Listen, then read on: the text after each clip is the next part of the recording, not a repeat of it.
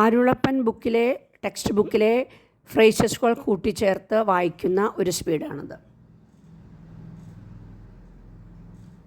പാലക്കാട്, ആലപ്പുഴ എന്നീ സ്ഥലങ്ങളിൽ ധാരാളം നെൽകൃഷി ഒന്നാം വിളവ് എടുപ്പിന് പൂർത്തിയായി തീർന്നിട്ടുണ്ട് എന്ന് അവിടുത്തെ കൃഷിക്കാർ അതാത് സൊസൈറ്റികളെ അറിയിച്ചിട്ടുണ്ട്.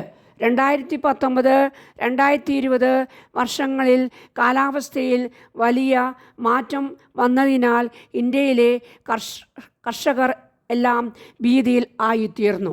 കേരളത്തിൽ 6 വർഷത്തിനിടയിൽ സംഭവിച്ച ഓഖി കൊടുങ്കാറ്റ്, പ്രളയം, നിപ വൈറസ് രോഗം കൂടാതെ മഹാമാരിയായ കോവിഡ് വൈറസ് എന്നീ സമയത്തെല്ലാം എല്ലാ രാഷ്ട്രീയ പാർട്ടികളും ഒത്തൊരുമിച്ച് എങ്ങനെയോ നേരിട്ടു. ഇനിയും അതിൽ നിന്നെല്ലാം മുഴുവനുമായി മോചിതർ ആയിട്ടില്ല.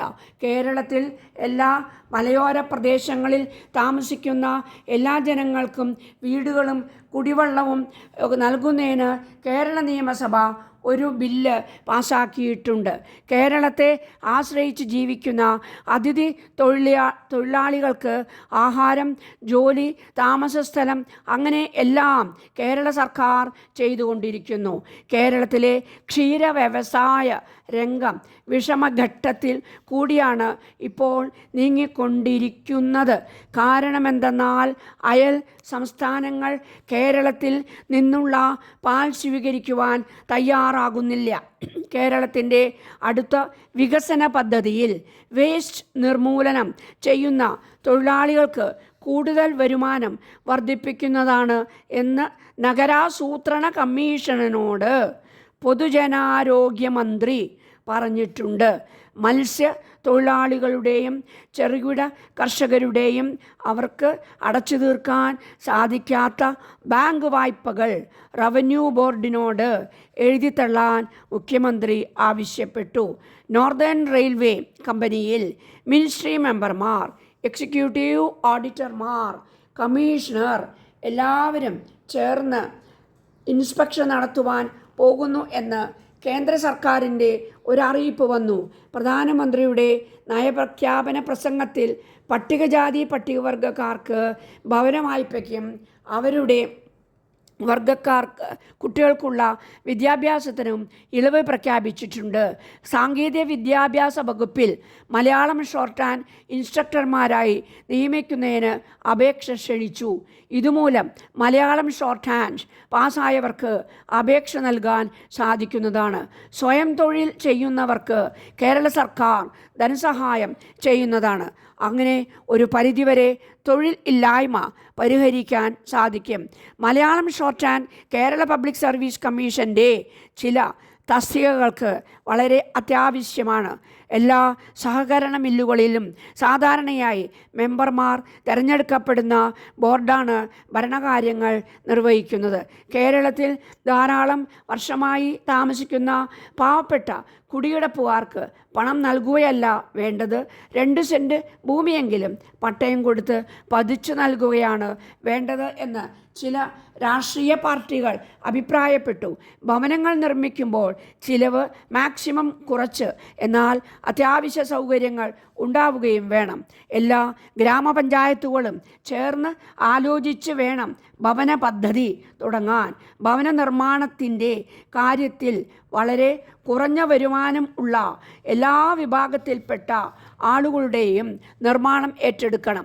പ്രത്യേകിച്ച് മത്സ്യത്തൊഴിലാളികളുടെയും ശുചീകരണ തൊഴിലാളികളുടെയും നിർമ്മാണം ഉടൻ ആരംഭിക്കുവാനും തീർച്ചയാക്കുകയാണ് ഉണ്ടായത്. ഫൈനാൻഷ്യൽ ഇൻസ്റ്റിറ്റ്യൂഷനുകളെ ആണ് നിർമ്മാണത്തിന് ഏൽപ്പിക്കുന്നത്. എന്നാൽ മാത്രമേ ത്വരിതഗതിയിൽ നിർമ്മാണം പൂർത്തീകരിക്കാൻ കഴിയും എന്നതാണ് എല്ലാവരുടെയും അഭിപ്രായം. ചില സ്ഥലങ്ങളിൽ ഹൗസിംഗ് ബോർഡ് ഭവന നിർമ്മാണ പദ്ധതി നടപ്പിലാക്കുന്നുണ്ട്. പക്ഷേ അങ്ങനെ ആകുമ്പോൾ എഞ്ചിനീയർമാരുടെ സഹായം തീർച്ചയായും വേണ്ടതാണ്. സാമ്പത്തിക കാര്യങ്ങൾ പരിശോധിക്കാൻ തീർച്ചയായും ഫൈനാൻസ് ഡിപ്പാർട്ട്മെൻറ്റിൽ നിന്ന് ഉദ്യോഗസ്ഥന്മാർ ഉണ്ടാകണമെന്നാണ് നിയമം. കേരളത്തിൽ ധാരാളം ജന്മിമാർ ഉണ്ട്. ഭൂമികളെല്ലാം തലമുറയായിട്ടാണ് ഈ ജന്മികൾക്ക് ലഭിച്ചിരുന്നത്. ഭൂമിയില്ലാത്തവർക്ക് ഒരു തുണ്ട് ഭൂമിയെങ്കിലും പതിച്ചു നൽകണമെന്ന് ഭൂപരിഷ്കരണ നിയമം ഗവൺമെൻറ് കൊണ്ടുവന്നു. ഭൂവുടമ സമ്പ്രദായത്തിൽ നല്ല മാറ്റം വരുത്തുവാൻ ഈ ഭൂപരിഷ്കരണ നിയമത്തിലൂടെ സാധിച്ചു. ഇതിൻ്റെ തുടർച്ചയായി വ്യവസായവൽക്കരണവും പാവപ്പെട്ട ജനങ്ങൾ എടുക്കുകയാണ് ചെയ്തത്. ഒരാളെ ഉന്നതിയിലേക്ക് നയിക്കുന്നത് ആ വ്യക്തിയിലുള്ള കഴിവുകളെ മറ്റുള്ളവർ അറിയുകയും അംഗീകരിക്കുകയും പ്രോത്സാഹിപ്പിക്കുകയും ചെയ്യുമ്പോഴാണ്. ചിത്രം വരയ്ക്കുക, കാർട്ടൂൺ രൂപപ്പെടുത്തുക, ലേഖനം എഴുതുക, അഭിമുഖം നടത്തുക എന്നിവയിലൂടെ വളരെ മുൻപോട്ട് സമൂഹത്തിലെ നമ്മളെ കൊണ്ടുപോകും. കുട്ടികൾക്ക് മാത്രമല്ല മുതിർന്നവർക്കും ഒക്കെ എഴുത്തുമാസിക പരിശീലിക്കാം. നമ്മൾ രചിക്കുന്ന കഥ, കവിത, കഥാപ്രസംഗം, ഉപന്യാസം പോലെയുള്ളവ വായിക്കുമ്പോൾ ലഭിക്കുന്ന മാധുര്യം വേറെ എവിടെ നിന്നും നമുക്ക് ലഭിക്കുകയില്ല. പഠനം പൂർണ്ണമാവുന്നത് വിജ്ഞാനവും വിനോദവും സമ്മേളിക്കുമ്പോഴാണ്. വിനോദം നൽകാൻ കയ്യെഴുത്ത് മാസികയ്ക്ക് പ്രേരണയാകും. മലയാള ഭാഷയിലെ ആദ്യത്തെ സർവ്വവിജ്ഞാന കോശമായ വിജ്ഞാനം മാത്യു കുഴിവേലിയുടെ ബഹുമാനാർത്ഥം തപാൽ വകുപ്പ് പുറത്തിറക്കി. സർക്കാർ ജോലിക്ക് മലയാളം നിർബന്ധമാക്കാൻ പോകുന്നു എന്ന് കേരള മുഖ്യമന്ത്രി ഇന്ന് ഉത്തരവ് ഇറക്കി. മലയാള ഭാഷ പഠിക്കാത്ത മലയാളികൾ ഇനി സർക്കാർ ജോലിയിൽ എടുക്കില്ല. കേരള സർക്കാർ സർവീസിൽ പ്രവേശിക്കുന്നവരിൽ 10ാം ക്ലാസ് വരെ മലയാളം പഠിച്ചിട്ടില്ലാത്തവർ പ്രവേശൻ പൂർത്തിയാകും മുമ്പ് ഭാഷാ അഭിരുചി പരീക്ഷ ജയിക്കണമെന്ന് വ്യവസ്ഥ ചെയ്യുന്ന നിയമഗതി ഉടൻ പ്രാബല്യത്തിൽ വരുമെന്ന് കേരള മുഖ്യമന്ത്രി പിണറായി വിജയൻ അറിയിച്ചു. മലയാള മിഷൻ്റെ മാതൃഭാഷാ ദിനാചരണം ഉദ്ഘാടനം ചെയ്യുകയായിരുന്നപ്പോഴാണ് ഈ വിവരം അറിയിച്ചത്. ഭരണത്തിൽ എന്തു നടക്കുന്നു എന്ന് സാധാരണക്കാർക്ക് മനസ്സിലാകണം.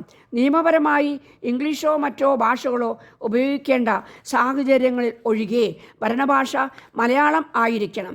ഭാഷാ ന്യൂനപക്ഷങ്ങളെയും കേരള സർക്കാർ ചേർത്ത് പിടിക്കുമെന്ന് മുഖ്യമന്ത്രി പറഞ്ഞു. അടുത്ത വർഷത്തിൽ തന്നെ മലയാളം അക്ഷരമാല ഉൾപ്പെടുത്താൻ ശ്രമിക്കും. 2013 പാഠ്യപദ്ധതി പരിഷ്കരണത്തിലൂടെ പുതിയ പാഠപുസ്തകങ്ങൾ വന്നപ്പോഴാണ് അക്ഷരമാല അപ്രത്യക്ഷമായത്. പുതിയ കരിക്കുലം കമ്മിറ്റിയെ ഏതാനും ദിവസത്തിനകം നിയോഗിക്കുമെന്ന് മന്ത്രി